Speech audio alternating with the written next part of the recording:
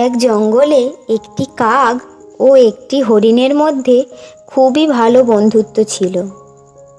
তারা সর্বদা একে অপরের সুখে দুঃখে পাশে থাকত। একদিন হরিণটি বনের মধ্যে ঘাস খেতে যাচ্ছিল।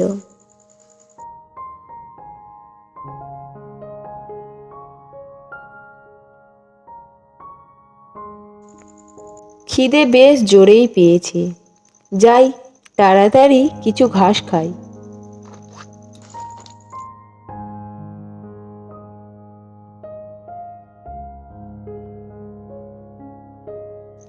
কচি কচি ঘাস আমি খাই আনন্দে, সৌরভে ভরছে বাতাস, মন ভরে যায় সুগন্ধে।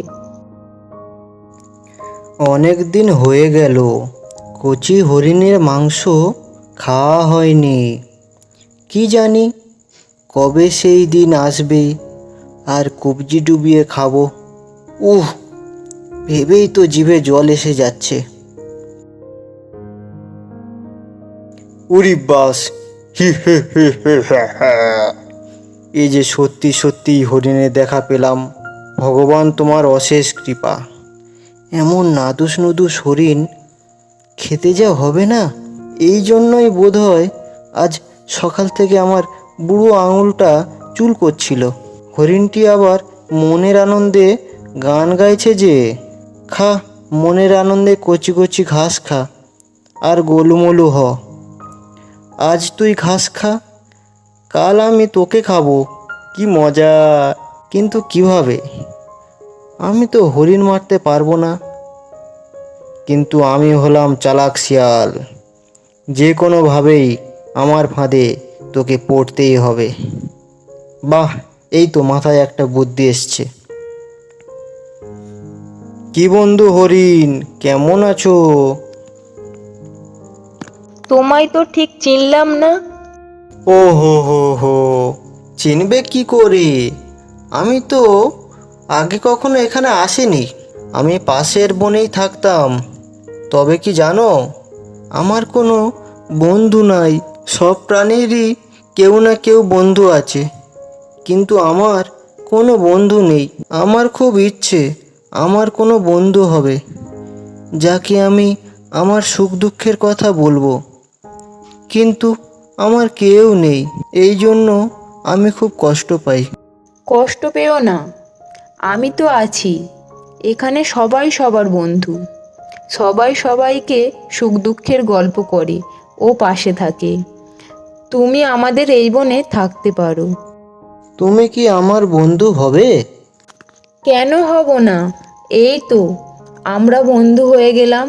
এতক্ষণ তুমি তোমার সুখ দুঃখের কথা বললে, আজ থেকে আমরা বন্ধু হয়ে গেলাম। নও, আর কষ্ট পেও না। চলো আমার সঙ্গে, আমার আরও একটা বন্ধু আছে, তার সঙ্গে তোমাকে আলাপ করিয়ে দিই।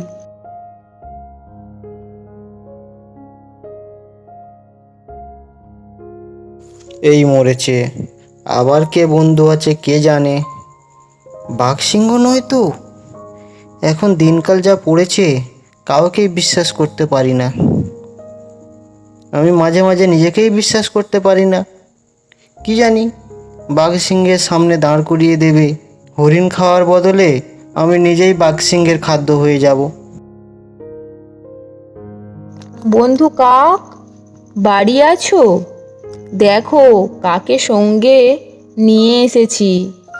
ও কাক, তাহলে তো বেঁচে গেলাম। এ কি, এই যে ধূর্ত শিয়াল, একে সঙ্গে করে কেন নিয়ে এসেছো? এ যে তোমার ক্ষতি করতে পারে। না না, তুমি ভুল ভাবছো। বন্ধু, আজ থেকে এও আমার বন্ধু। আজই আমাদের আলাপ। এ বড় একা, আমরা সবাই একসঙ্গে মিলেমিশে থাকব। সে ঠিক আছে, কিন্তু এ যে শিয়াল, ব্যাঙ ছাগল ইঁদুর হলে কিছু বলতাম না, কিন্তু শিয়াল কখনোই বিনা কারণে কারোর বন্ধু হয় না। তোমার ক্ষতি করতেও তো পারে। তোমার কি সমস্যা ভাই কাক? তখন থেকেই তুমি আমার নামে ভুলভাল বকে যাচ্ছ। বন্ধু হরিণ যখন আমাকে বন্ধু বলে মেনে নিয়েছে, তখন তোমার আপত্তি কোথায়? তুমিও তো একসময় হরিণের কাছে অচেনা ছিলে। আহা, তোমরা ঝগড়া করো না তো। আজ থেকে আমরা তিনজনেই বন্ধু, বুঝলে? এরপর থেকেই ধূর্ত শিয়াল সুযোগ খুঁজতে থাকে কিভাবে হরিণের মাংস খাওয়া যায়। একদিন যখন কাকটি হরিণের সঙ্গে ছিল না, তখন বন্ধু হরিণ, চলো, আজকে তোমাকে একটা নতুন জায়গায় নিয়ে যাব। কোথায় নিয়ে যাবে? আরে চলোই না, গেলেই দেখতে পাবে।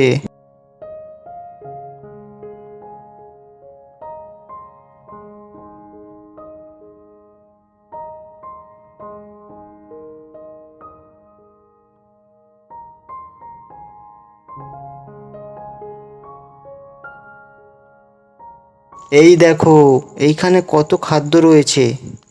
তুমি এইখান থেকে তোমার যত ইচ্ছা খাবার খেতে পারো। কিন্তু বন্ধু, এটা তো চাষির খামার। এখানে খেলে চাষি আমাকে ধরে ফেলবে আর খুব মারধর করবে। আরে তুমি একদম চিন্তাই করো না, আমি তো রয়েছি। আমি এখানে পাহারা দিচ্ছি, বুঝলে? তুমি মন দিয়ে খাবার খাও, যাও। এরপর হরিণটি মনের আনন্দে খাবার খেতে লাগলো। এইভাবে প্রতিদিন চাষির ক্ষেত নষ্ট করে খাবার খেতে লাগলো। শিয়ালটি মনে মনে ভাবলো, চাষে নিশ্চয়ই তার খেতে জাল পাতবে, আর সেই জালে হরিণটি আটকা পড়বে। হে হে হে। আর সেই দিন চাষি ওকে মেরে ফেলবে, আর আমি খুব আনন্দে হরিণের কচি কচি মাংস খাবো। হে হে হে। শিয়ালের অনুমান সত্যি হলো। চাষিটি একদিন সত্যিই তার ক্ষেতে জাল পাতলো এবং প্রতিদিনের মতো যখন হরিণটি ফসল খেতে ঢুকলো, তখন সেই চাষির পাতা জালে হরিণটি আটকা পড়ল। বাহ বাহ বাহ, আমি তো এটাই চেয়েছিলাম। এইবারে মজা করে হরিণের মাংস খাবো। বন্ধু শিয়াল, তুমি তাড়াতাড়ি এসো, আমি আটকা পড়ে গিয়েছি। জাল কেটে আমাকে বাইরে বের করো।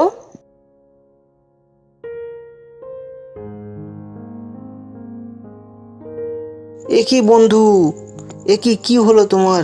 আটকা পড়েছো? আহারে, কি অবস্থা! তবে বন্ধু, আজ তো মঙ্গলবার, বুঝলে? আজ আমি নিরামিষ খাই। আর এই ফাঁদ যে চামড়ার তৈরি, আমি দাঁত দিয়ে কি করে কাটি বলো? আজ তো আমি কোনো মতেই পারবো না, বুঝলে? কাল সকালে না হয় তোমাকে জাল কেটে বের করব। তুমি একদমই চিন্তা করো না, বুঝলে? এই বলে শিয়ালটি সেখান থেকে চলে গেল। তারপর হরিণটি তার ভুল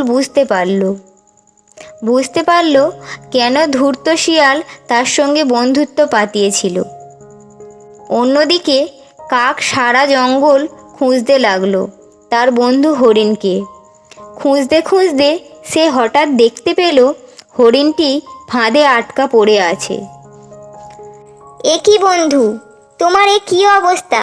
কি করে হলো? আর বলো না বন্ধু, দুষ্টু শিয়ালের কথায় লোভে পড়ে আজ আমার এই দুর্দশা। আর শয়তানটা কাছেই হয়তো কোনো ঝোপে লুকিয়ে আছে আমার মাংস খাওয়ার জন্য। আমি তো তোমাকে আগেই বারণ করেছিলাম, তুমি শুনলেই না। ঠিক আছে, শোনো, কৃষক তোমাকে যখন মারতে আসবে, তুমি তখন পেট ফুলিয়ে মরার মতো টান টান হয়ে শুয়ে থাকবে, আর আমি তোমাকে ঠোকরাতে থাকবো। চাষি বুঝবে তুমি হয়তো মারা গেছো, সে তোমাকে তখন জাল থেকে মুক্ত করে দেবে। তখনই আমি ডাক দেবো, আর তুমি সঙ্গে সঙ্গে সেইখান থেকে পালিয়ে যাবে।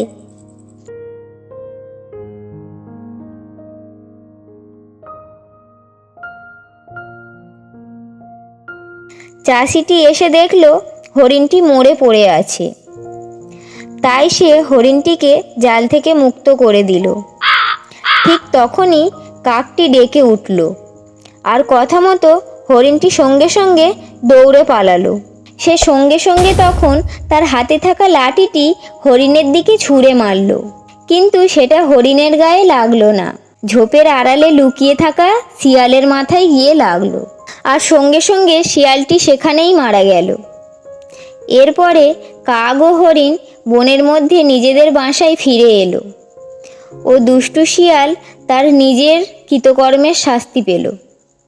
বন্ধুরা, এই গল্প থেকে আমরা কি শিখলাম? যে অন্যের ক্ষতি চাইলে নিজের ক্ষতি অবশ্যম্ভাবী।